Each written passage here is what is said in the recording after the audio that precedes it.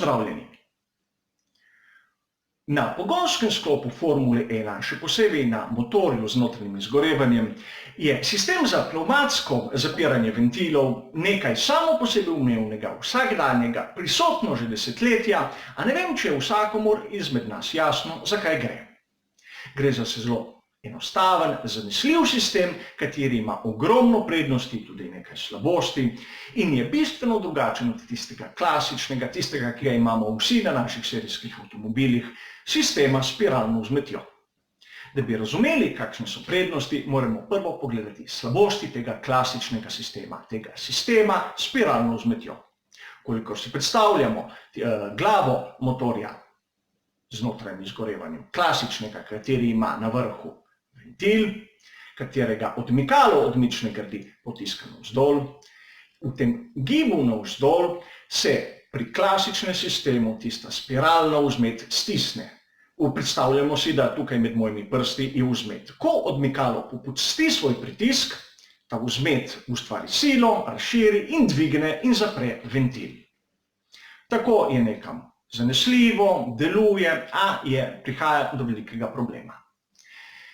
Nekje v teoriji, pri tistih idealnih silah, pri obratih med 9 in 10 tisoč obratih na minuto, pri teh režimih, pride do težav. Namreč ta vzmet, katera naj bi bila idealno zračunana, naj bi začela v teh obratih nekje zamujati. Premalo časa ima, da ventil vrne na tisti svoj zaprti položaj. To se prvo kaže v tem, da je ta motor z notranjim izgorevanjem malce razfaze, malce zamuja, ne pride do popolnega tega izgorevanja goriva, nič hudega, a bolj ko se te obrati višajo, večja je nevarnost, da bo bat trčil v ventil, kateri je ostal odprt. Posledice lahko vidimo tukaj, ko je prišlo do trka med ventilom in batom in vsakomur je lahko jasno, da s takim batom in takim ventilom motor z notranjim izgorevanjem ne more delovati. Zato je vsakomur jasno tudi nekaj drugega, da v Formuli 1, v vsem dirkaškem svetu, so režimi obratov teh motorjev z notranjim izgorevanjem bistveno višji od 10 tisoč obratov na minuto. Obstaja nekaj trikov, kako se da ta režim še malo dvigniti z raznimi kompromisi. Povedal bom dva. Prvi je ta, lahko vsakmu jasen, da se uporabi tršo vzmet. Trša vzmet pomeni večja sila in ventil se bo hitreje zaprl. Seveda, a ima eno zelo veliko slabost. Namreč odmična gred je preko jermena, verige ali sistema zobnikov direktno povezana z glavno gredjo tega motorja z notranjim izgorevanjem. Vkolikor damo mi tršo vzmet, bo tudi sila, katero mora odmična gred premagovati, ko odpira ventil, večja. In tako bo motor z notranjim izgorevanjem izgubljal po nepotrebnem moč. Drugi trik, ki ga lahko uporabimo, je pa ta, da v bistvu skrajšamo to pot, koliko se odpira ventil. S tem, ko skrajšamo pot, skrajšamo čas. A s tem, ko se skrajša ta čas, se skrajša tudi pretok. Zato se lahko postavi ventil malce pod kotom, se mu zviša premer te glave, se ga zveča odprtino za njim. Konec koncev to je nekje omejeno, več kot toliko ne moremo. Z uporabo teh in drugih trikov lahko se ta režim vrtenja glavne gredi motorja z notranjim izgorevanjem spravi varno, sorazmerno varno, nekje do 13.000–14 tisoč obratov v minuti. To je bilo predvsem v tistem obdobju, ko so bili atmosferski motorji 3,5 litrov, kasneje 3 litrov, bistveno premalo. Tam smo imeli režime okrog 20 tisoč obratov na minuti. Zato se že od leta 1986 je začel razvoj pnevmatskega zapiranja ventilov. Začeli so ga pri Renaultu.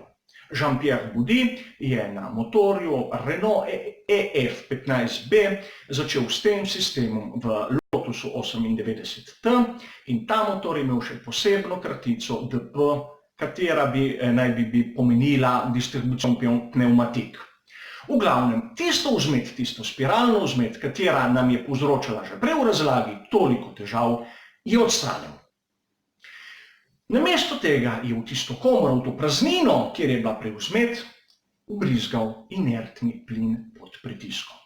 V tisti fazi, ko je bilo treba le zapreti, je praktično zvišal pritisk v tisti komori. Podobna teorija, kot jih lahko uporabimo pri parnem stroju in tako izjemno hitro zaprl ventil. Danes je to stalnica skoraj v vseh motorjih primernih za dirkanje. Brez izjem, kajti ima ogromno prednosti.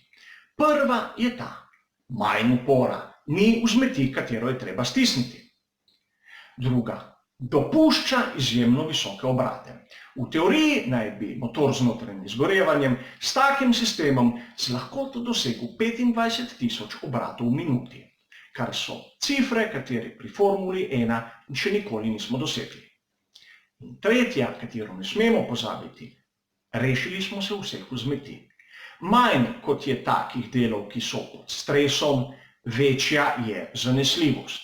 In če vsak pogleda, koliko ventilov je v vsakem motorju z notranjim izgorevanjem tudi v sodobni Formuli 1, pomeni toliko delov manj, kateri bi lahko popustili med dirko.